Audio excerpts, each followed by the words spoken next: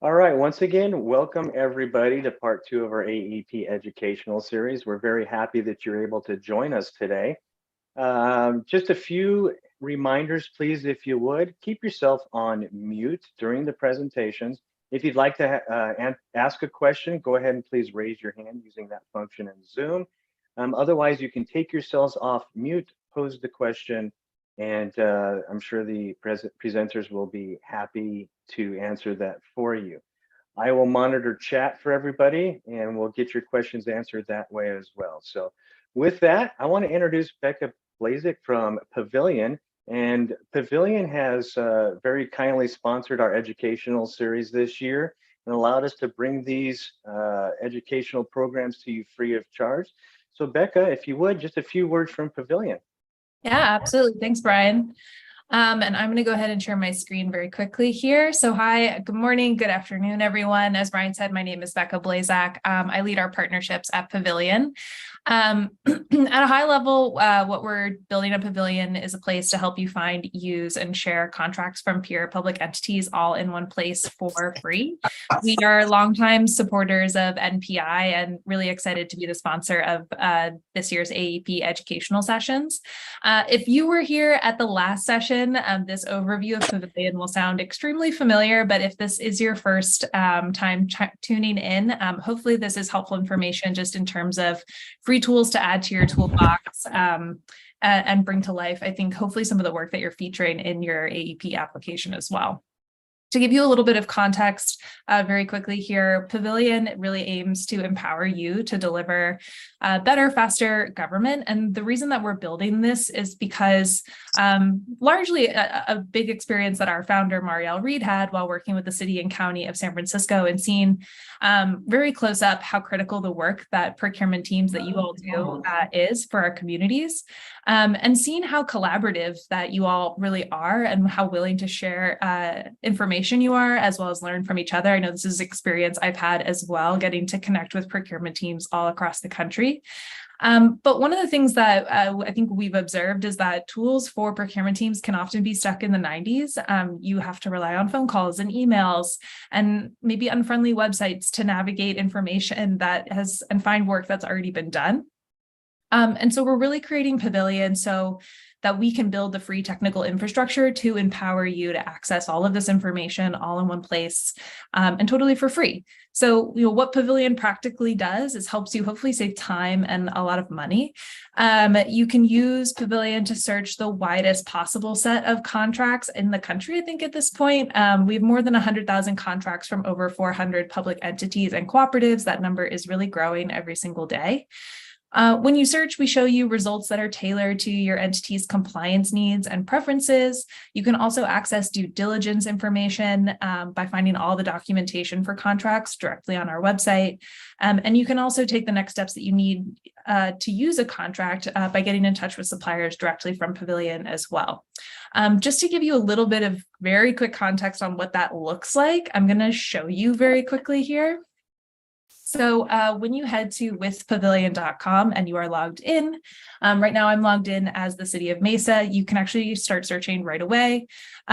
So we want you to search for anything that you need and be specific and use plain human language. So I'm going to do pest control services just as a quick example here. We did a lot of work in Arizona last year and teamed up with folks from SAVE to really build out a great experience in Arizona. So you're going to see a ton of local search results coming in here first. So we've got City of Peoria, we've got a Guppies contract, a lot of different SAVE contracts coming from different agencies like Pinal County, City of Mesa, Maricopa County. So a lot of great options in here that are all pretty squarely what I'm looking for. When you click into a contract, just a quick overview of what you're going to find. This is that due diligence piece. So expiration date, contract number right at the top. All of the documents that you need to review here are listed directly on the page. You can download everything and you can get in touch with suppliers. So let's say I'm looking for a quick quote on pest control services. When I click email, I'm going to see a pre-formatted message for suppliers here. And when I click next, if there are multiple suppliers that have been awarded on this contract, I can send my inquiry out to both suppliers. So we really support a multi-quote function. Just as another very quick example, I'm going to do interpreter services. So again, we're going to see lots of different contracts here that hopefully look specifically like what I'm looking for. Some from the state of Arizona. We've got Maricopa County Community Colleges. One of the things I can do is I can tailor these results down a little bit. So I've already set up some diversity criteria preferences, and now I'm going to go ahead and turn those on. So now I can see that the state of Arizona contract is actually meeting those diversity criteria preferences I have. And I can go ahead and navigate through this contract now based on the steps that I just showed you. So we're really working to improve this experience all the time, and hoping to hopefully and working to save you all a lot of time and help you do the essential work that you do in a sort of easier, faster way. Getting started with Pavilion is extremely easy. It takes you about 30 seconds. You start by creating an account, and then you can start searching just the way that I've shown you here. And so just to wrap this all up, here is some information in terms of getting in touch with us. My email is on here. It's just Becca, BECCA with Pavilion. Marielle is our CEO and co-founder. Her email is here as well. If you have questions or you'd like to set up any additional information for your team, please reach out and do that. I know today's session is about sustainable procurement, so I wanted to also very quickly highlight that Pavilion can be helpful or can be a helpful tool for sustainable procurements. I know that there are certain suppliers and brands and public entities that are known for leadership in sustainability, and you can find a lot of them on Pavilion today. For example, you can use Pavilion, like you just saw, to search for specific products and brands that meet your sustainability criteria. You can also find a lot of former AEP awardees, such as Maricopa County, City of Mesa, Orange County, California. All of their contracts are on Pavilion today.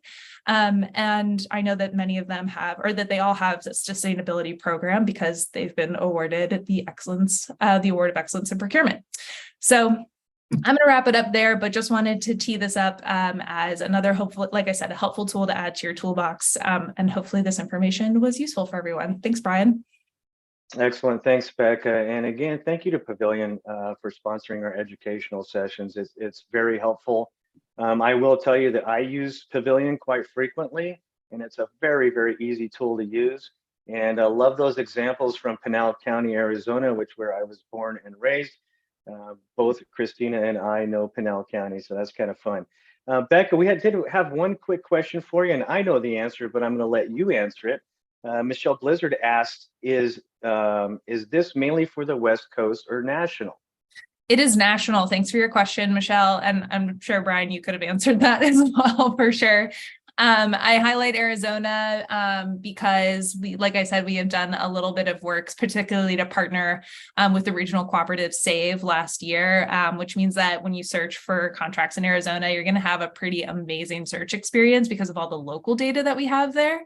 However, we're pulling in, like I said, contracts from entities all over the country. So over 30 national purchasing cooperatives. Almost all states are in here now, and we're growing that number of local contract sources that you'll find in here, really, like I said, every single day. So I hope the experience is helpful no matter where you are in the country. We do have entities in all 50 states actually using Pavilion now, which is awesome. And if there are particular sources that you wish were in here that you're not seeing, that's something you can also reach out to me directly and let me know. One of the ways I said that we continue to build this to ensure that it actually is most useful for procurement teams is when folks give us feedback that tells us how to prioritize a lot of the work that we do. So that was a long-winded answer to your question, but I hope it was helpful. Thanks again, Becca. I can tell you a quick example. We have a local copier rep who we asked if they were on a cooperative, and they said no. I jumped on Pavilion, put in their name, and found out within 3 seconds that they have a contract with the state of California. So even the reps don't know if they have them. So anyways, thanks again, Becca, and thank you, Pavilion.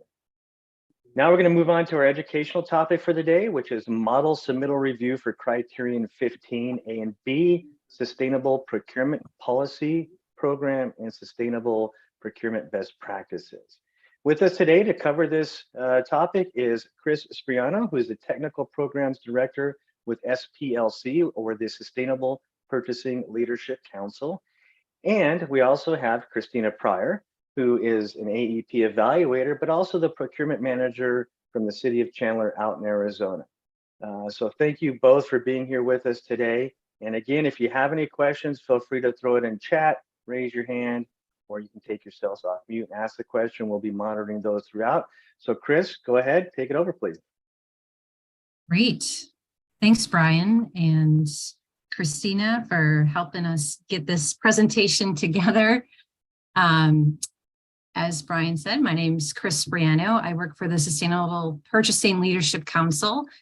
Today, per NPI request, I am going to do a number of things, give a little bit of background on who the SPLC is and how our partnership with the NPI and the AEP award really came about, which is really a cool story.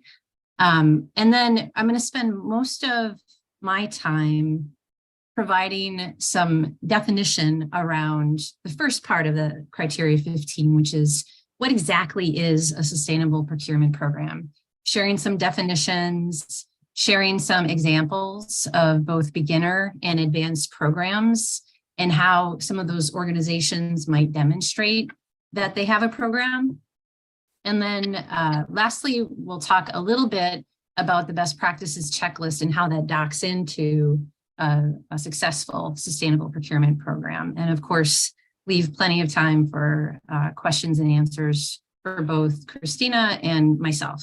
And my name is Christina as well, by the way. We have lots of Christines and Christinas. I love it. All right. So I thought I would start with just a very basic definition for sustainable procurement. At the SPLC, we would define sustainable procurement to not only achieve value for money and strengthen the organization in the way that conventional procurement already does, but also procurement that strengthens the environment, society, and economy. And I think it's helpful for people to recognize that there are lots of different terms for sustainable procurement. It's a very fast growing area, emerging, evolving across all sectors. And so with that comes a lot of different language, responsible sourcing, and so on and so forth. We look at all of these terms as being synonymous. But what does it actually mean in practice? So in terms of implementing sustainable procurement, it means that your organization is purchasing the most sustainable goods and services from the most sustainable suppliers in alignment with your organization's sustainability goals and initiatives. And ultimately, in order to achieve that truly just, sustainable world that we all want. So how do you even get to that point? How do you really achieve these goals that I've shared with you? The Sustainable Purchasing Leadership Council was formed back in 2013 as a 501c3 nonprofit based in the United States to bring together institutional purchasers to answer those questions. How do you buy more sustainably, essentially? We have a cross-sector membership of over 180 organizations in corporations, governments, and higher ed that come together to simplify and standardize sustainable procurement through prioritization, collaboration, and resource development. And ultimately, what we're trying to do and what our mission is to take all of our collective spend, which across our membership right now is over 800 billion, and align that spend to more sustainable products, services, and suppliers in order to really shift the markets and ultimately achieve our overall mission of a sustainable world. So in our travels as a 501c3, we have developed lots of different resources and guidance to advance sustainable procurement based off of our members' needs.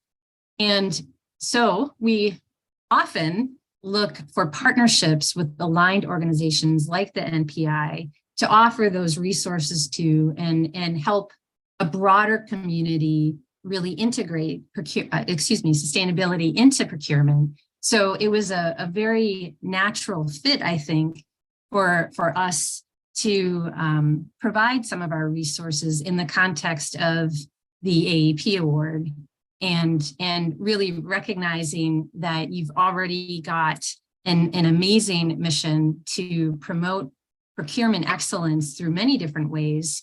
Our addition to that is really in terms of sustainability. So why do we even care? Why do we even have to be concerned about sustainability in procurement? Isn't that somebody else's job, maybe at central level? No, it's not. So it turns out that when you look at an organization's sustainability impacts, whether you're a government or a university or a corporation, most of those sustainability impacts typically occur in its supply chain, or impacts resulting from the things that you buy, whether that's a good or a service. And these impacts are probably going to start to be recognized here. We all care about greenhouse gas emissions. We've already talked about supplier diversity and really addressing equity, toxic waste. All of these things are considered sustainability impacts, mostly coming from an organization's supply chain. But how do you even start to address them? If most of these things are resulting from the spend in our organization, it behooves our procurement teams, us, I'm a former procurement person from a corporation, it behooves us to really help to identify priorities and lead actions to address those impacts. And again, in alignment really with what our larger organization is doing around sustainability. Now, in terms of really beginning to think about where to start or how to start, one of the foundational approaches and strategies that we promote to our members is to start by defining a sustainable procurement program. But I'm sure at least some of you are wondering, what is a sustainable procurement program? And that's what we're going to talk about next. To help explain what a sustainable procurement program is, it's sometimes good to start by recognizing that you already have other strategic programs in your procurement organization and in your larger organization. These strategic programs essentially set out strategic level goals and the framework of those programs and ultimately plans help to prioritize activities, analyze opportunities, create action plans, implement and measure results to achieve those goals. So think about a category-specific strategic sourcing program that you have, a cost reduction initiative, or maybe a supplier onboarding program. In all of these cases, the rationale for having a strategic program is essentially the same. Adding a strategic approach or a plan ahead of and integrated with tactical procurement processes like the RFP process, for example, or the contracting process, really aligns, informs, and achieves more collectively than when compared to the results of independent tactical activities. So taking that comprehensive strategic approach versus having a bunch of little projects that maybe a couple different people, a couple different buyers are doing in their spare time versus, really capturing the functional prowess, if you will, of something that really encompasses the entire organization. Okay, so with that context in mind, the definition of a sustainable procurement program is a formalized strategic plan meant to address the sustainability impacts and opportunities of an organization's spend in an integrated and organized manner. That's a lot, right? Key in on formalized. Formalized means it's been approved by the appropriate management and executive level individuals to, make it qualify, if you will, as a strategic program that you might have in place. So how do you demonstrate that you have such a program? Different organizations demonstrate it differently. So there are different ways that you can do that. Probably the most common that we see is an organization will create a sustainable procurement policy or set of policies that work together to provide this comprehensive plan across all of those impacts. So for example, I have the City of Portland Sustainable Procurement Policy here and the University of California System Sustainable Procurement Policies. But that's not the only way that you can demonstrate that you have a sustainable procurement program. We have organizations such as Harvard that actually build their program within the organization's overall sustainability plan. And if you're not really into public reporting or not ready for that yet, maybe that's a better way to say it. You can also use an internal guideline to design, develop, and communicate your sustainable procurement program. This is actually a corporate document. I've anonymized it that in a very similar way to the City of Portland's policy describes the strategic plan for sustainable purchasing inside of that organization. Really quick, if you're interested in going the policy route, the SPLC has a free sustainable procurement policy template that you're welcome to download and use. Of course, you can also use the examples that I gave in the previous slides as well. Another way to demonstrate your sustainable procurement program is by using what the SPLC calls its Sustainable Procurement Program one-pager template. This is even easier, so to speak, than doing a full-up policy, although eventually you probably will want to do a policy.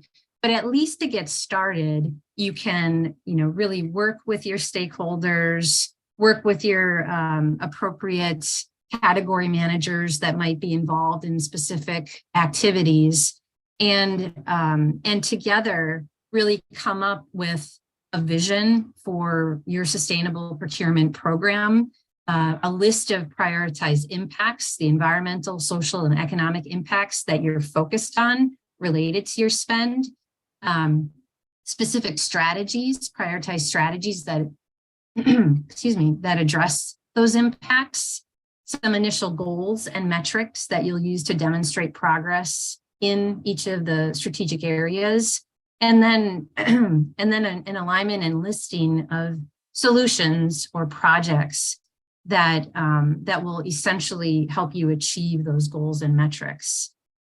So this is just a very basic way to sketch out what your sustainable procurement program might look like. And I'm sharing just a beginning example of a strategic sustainable procurement program using the one-pager template. And you'll see that it's really pretty basic in terms of the vision statement, although sometimes a simple vision statement is, best even when you're more advanced. So the vision is really to be recognized as a leader by inspiring and embedding sustainability into organizational-wide purchasing practices. Here you have the impacts of this organization's spend that they're prioritizing. So they're prioritizing waste, protecting the climate, supplier diversity, that's probably a program that they already have that they're going to bring in under this program. And community and local business development, also probably something that already exists, but they're going to bring it in comprehensively as part of this program. And they've come up with 3 prioritized strategies to achieve progress. The first is training and stakeholder engagement. And fundamental to this pillar is developing and formalizing the sustainable procurement program through a series of steering committees, task force, and sustainability training to get this concept introduced to not only the procurement folks, but potentially also the end users, which are also an important stakeholder group, of course. The second prioritized strategy is adopting the US EPA's recommended eco-labels.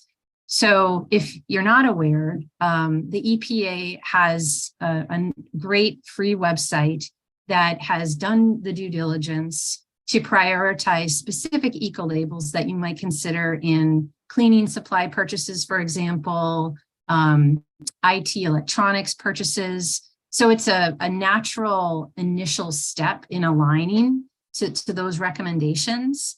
And, here as a beginner, it could be as simple as we're going to understand what this is. And, we're going to talk to a bunch of category managers about whether or not, they have a upcoming contract where we could, make those eco labels a requirement. So this is kind of the result that this goal is a result of such a conversation, identifying and integrating eco-label requirements into at least 5 RFPs for the year. An introductory goal, maybe it's just one, right? Beginning, that's fine. Just do what you can to get started. And then, there's some specifics around certain eco-labels here that they might focus on. And finally, the third strategy is local sourcing with diverse suppliers when possible and when achievable. And so they've, put some initial goals in place. I shouldn't say initial goals. Most likely, this is an integrated pillar that was a standalone project or program that's now really rolling up beneath this overall sustainable procurement program. So they've got, goals to reflect maybe a little bit more maturity as a result of that work, that past work that they've done. Key thing here, it's in a simple 1-slide format. You can envision, to get agreement cross-functionally, cross-departmentally on such a program, you need an approval, right? There's a road showing, there's a development process involved in making such a program. And of course, it needs to result in an adoption, an official adoption of that organization for that program. So this sample here was approved and adopted by the CPO last year. Okay, I promise I won't go into all of the details for this one. I also wanted to share a more advanced 1-page program slide that you can reference. This is for the state of Minnesota that I believe actually turned their procurement program into a policy that was signed by the governor. I believe it's 2017 when they did that. But you can just see that they have many more years under their belt with this. And the intention here with a program is that, yes, you put it together, yes, you get it approved, but it is just like any strategic program. It's going to be taken a look at, refreshed, every 2 or 3 years. So the state of Minnesota is continuing to do those types of reviews as they proceed and progress and achieve their goals along the way. The other thing I wanted to mention here is that, it's not uncommon to have organizations really starting activities before they set goals. So you'll see they've got some decent goals in some of the prioritized strategies, but at the time of publishing this, they were still working on, getting goals and metrics established for this particular prioritized strategy. That's okay. This is an evolving thing, right? This is an evolving plan. Okay. Lastly, I just wanted to quickly go through the connection between a sustainable procurement program and the sustainable purchasing checklist that's in part B of criteria 15. So you all kind of get a sense, hopefully by now, of what a sustainable procurement program is, different ways in which you can demonstrate that. But is it best practice? Like, how do you know that you have designed, developed, and maintained that program in a leading way, in a best practice way is a better way to say it. The sustainable purchasing checklist is essentially a checklist of best practices for designing, developing, and managing your sustainable procurement. And each of the best practices that are listed fall under a specific area of the program and the program management within that. For example, setting relevant environmental, social, and economic priorities. How are you selecting the impacts that you care about the most? There are good and better ways to do that. And there are also beginning and leading ways to do that. So the checklist intends to kind of map that out for you. When you go under a particular category, the first line is going to be that first step in achieving best practice for that given section. Meaningful goals and metrics, staff engagement and accountability, supplier engagement, goods and services evaluation and transparency. This is mostly related to embedding sustainability in RFQs, for example, and supplier development and innovation. And finally, communications and program transparency, which usually results in public transparency. So, that hopefully helps to clarify the connection between the two. Ultimately, you want to stand up a formal program, but then you want to continue over time to improve that program by integrating additional best practices that are described in the checklist. And then this slide just gives an example of one of the inventory checklist areas and how it reflects that initiating best practice all the way down to leading. So staff engagement and accountability, the first step would be making staff aware that there are sustainable purchasing activities, and maybe you have a newsletter to reach out on that. The next step would be staff receiving relevant training. As Sustainable Procurement 101, for example, it's free on our website. Cross-functional staff, including executives, having formal responsibility. So now you're engaging and really starting to assign responsibilities. And finally, the leading criteria within this category, cross-functional staff, including executives, actually evaluated for performance achieving the program goals. So that's just one example. They all represent that maturity model approach. Okay, I hope that helps. And Christina and I are here for additional questions. Thank you, Chris. And I'll just start it off real quick, and then we'll open it up to everybody for questions. What a fantastic presentation. We have had a few people request to have your PowerPoint presentation. Will we be able to make that available? Fantastic. Yep. So what we'll do is we will take that, everybody, and we will post it along with the recording on our website under the Educational Series tab. So we'll get that out to everybody. So thank you, Chris.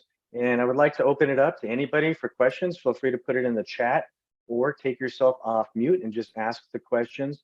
And then, of course, Christina, if you have any additional to add to Chris's presentation, please do. Thanks, Brian. I just wanted to say, as an evaluator, I'm so happy with the AEP award. Of course, the entire evaluation committee is constantly reviewing our criteria and asking ourselves, are we truly measuring best practices? And this move to partnering with the SPLC, it represented an opportunity for us to make the change and challenge those who are applying for the AEP award to go to the next level in this criterion. So this has been an exciting journey, but we also know how intimidating this criterion is. And I hope that Chris was able to show that it's not as scary as it seems. Just looking at that checklist, it's like, oh my gosh, there's just so much to do to be able to qualify.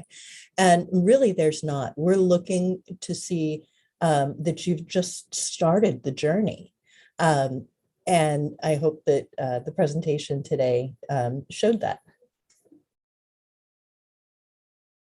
Absolutely, Christina, great points. And just to add on to that, you can notice that the criterion is broken down into two parts, A and B. And A is obviously having the program or policy in place, and then B is acting on that program or policy, implementing some of the items from the checklist. And when Chris and I first got together on this, we wanted to do exactly what Christina just said: is make people start the journey. So in order to get the points in criterion B, all you have to do is have one of those best practices implemented and only 50% of the steps. So we're not asking for all of the best practices or completely through. Thanks, Chris, for putting this back on. So for example, staff engagement and accountability, you could do the first two, which is the notification through, as Chris mentioned, possibly a newsletter or some other form of communication, and then the training of the staff. That would qualify you for the points in B. So don't feel that you have to do everything on the checklist or everything from one particular of the best practices, but only 50% of one. So take the presentation that Chris has given us, utilize it, develop your program or policy. If you don't have that in place yet, if you do, look at the inventory checklist for the maturity model. And we provide a link to the inventory checklist in the application instructions. And that, perfect, thank you, that Christina, that answers one of the questions. The second question is the checklist required for submission for both 15A and B? Kimberly, thanks for the question. And the answer is no, it's only required for B. 15A is the requirement of the program or policy and showing how it's in place in your organization, a copy of it, and I think proof of executive ownership of that policy as well.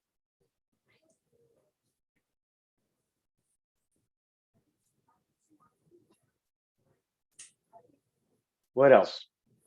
Any other questions that can be answered for you?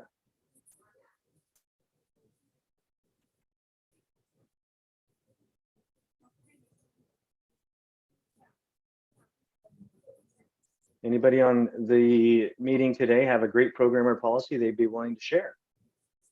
What'd you do, Sherry? So while we talk about that, there was another question in the chat. If we do not have all items on the list, do we remove it or leave it on the form and just check off no? Just check off no.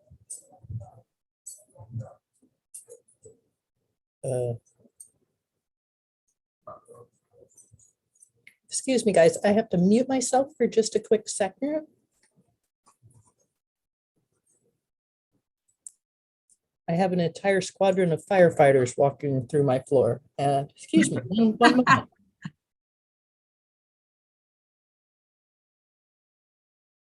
April, thank you. April put in the chat that there are model submittals available on the NPI website to members.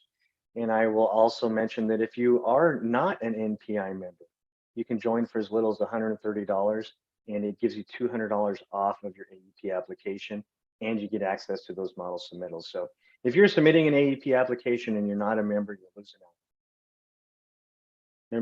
out. Membership information is available on the NPI website.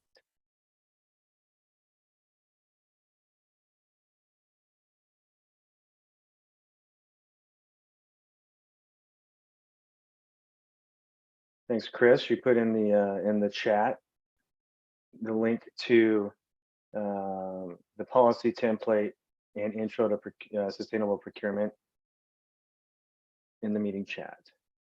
Mhm.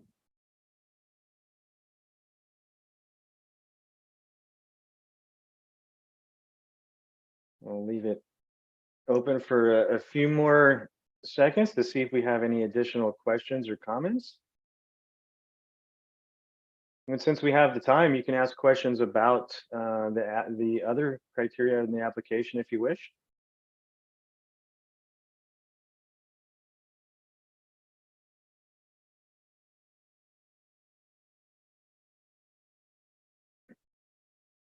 All right, well, I'm not seeing any more questions.